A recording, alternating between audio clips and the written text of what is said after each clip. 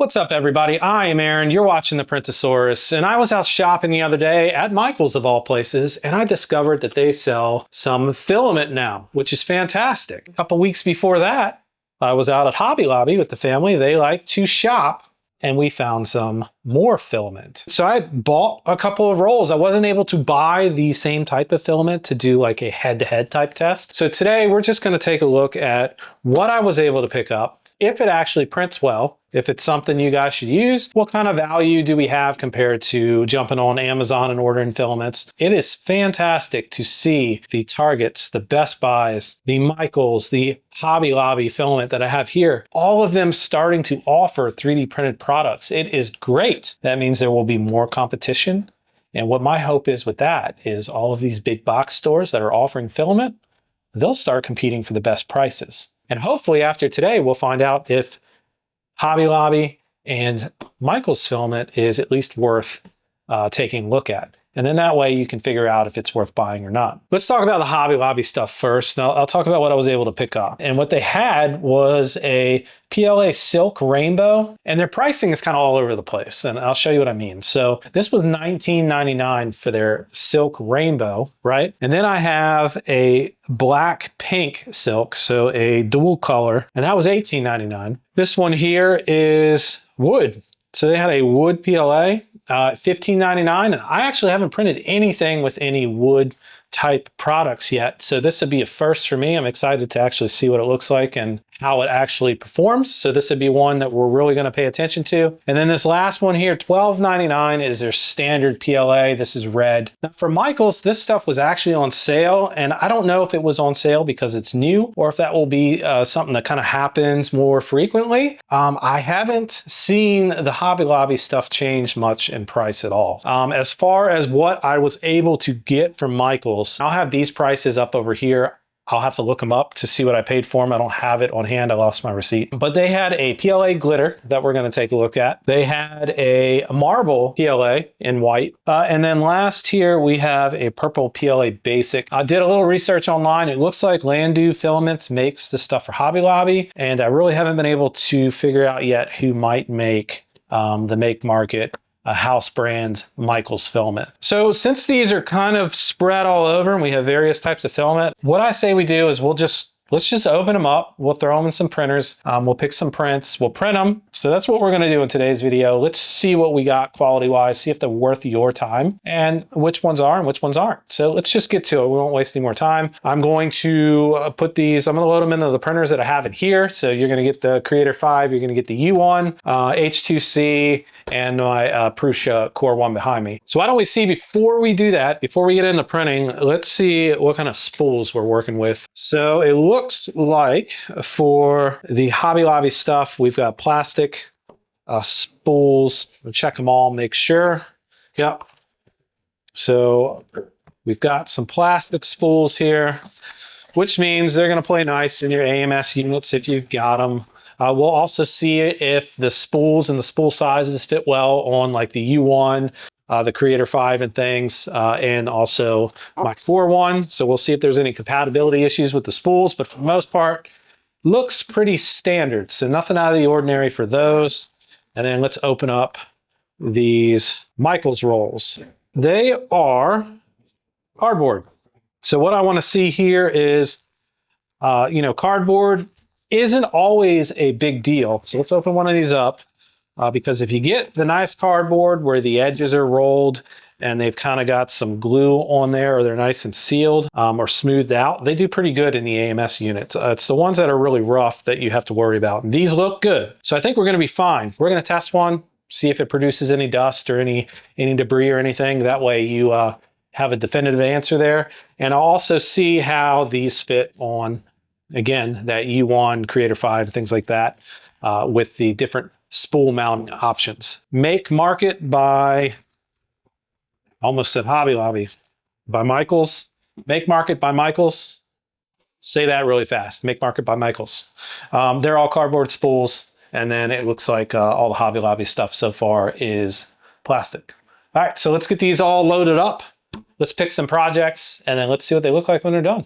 Today's video is sponsored by PCBWay, PCBWay.com. Jump online, check them out for their 12th anniversary. They have some exclusive coupons. Start your PCB order for just $5. You have turnkey electronic design services and up to 50% off your 3D printing and CNC machine services. Jump on PCBWay's store and they have some special savings there as well. Come celebrate the 12th anniversary with PCBWay. All right, it is day 2. We've got everything off the printer. I've got a bunch of stuff printed here. I ended up not doing just random prints. I didn't want to waste filaments, so I ended up printing some Duplo stuff for the kids. And we're going to talk about which printer I used and how each one of these turned out and which ones I ended up liking. So we'll start with the Marble. So this was Marble PLA. This was the Make Market PLA. So this is from Michaels, and I did this on the Creator 5. No issues whatsoever. I actually ended up using PETG supports, and I've still got a little bit of cleanup here. It looks good. This is from the Odessey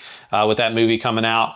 Kind of cool to do something related to that. So that's the Creator 5, and that was the Marble PLA. Let's talk about the wood PLA next. So this is the first time I've used this. I had some adhesion issues, had some failures. I used a H2C for this one, and I used the Bambu PLA wood setting, and what I ended up having to do was just increase the bed temperature a little bit. All in all, pretty happy with this as well. That wood PLA came from Hobby Lobby. Let's do the PLA Sparkle. This is Make Market, so another Michaels one. Did this on the U1 using the Snapmaker PLA default profile, and this one turned out pretty good too. No issues printing whatsoever. Now I will say I am not blown away by the sparkle. It really doesn't look like there's any sparkle in it. It's kind of a translucent kind of color. And I guess if the light hits it slightly, maybe there's a little flicker of something in it, but it's not something I feel like I'm going to use in the future. So next up, I use the H2C, put in one of those Michaels cardboard spools in the AMS and printed this Batwing. It's a Duplo Batwing in the purple PLA Basic, and it turned out great. I did have some adhesion stuff. This was self-inflicted though, and I did it twice, you can see here, before I decided to actually clean my stuff and do a little printer maintenance. But in terms of actual print quality, once I got the build plate clean, the PEI build plate, everything was fine. And this turned out really good. So another good option for you if you're interested. This is the Make Market PLA Basic. And the cardboard spool did fine. No debris, no evidence of any of the spool or anything like that causing any dust or anything in the AMS unit. So I'm going to say you're good to go with using those spools in your AMS. They also fit the U1 fine, so you're not going to have any issues with like the U1 or like an A1 if you have an AMS light. They push right on there without any issues, so that's good. Same for the Hobby Lobby, so no fitment issues with those two spools. Let's do our PLA Silk. This is the dual color pink and black. I did some Duplo columns here, and these printed perfect. No issues. I did these on the Core One, and they were fine. I used the Prusa PLA setting actually for that. Didn't use the Silk setting, and they turned out fantastic. Build plate, or well, I guess it is kind of still a Duplo build plate. So this I printed on the H2C. This is the Hobby Lobby PLA Basic. It's in that Merlot red color. Turned out great. Had some self-inflicted bed adhesion issues because I need to clean my stuff. It's been a while. But once I got it cleaned, I didn't have any printing issues. I actually printed 2 of these plates back to back. Not a single issue. No stringing. Nothing with the Bambu PLA generic setting for their basic filament.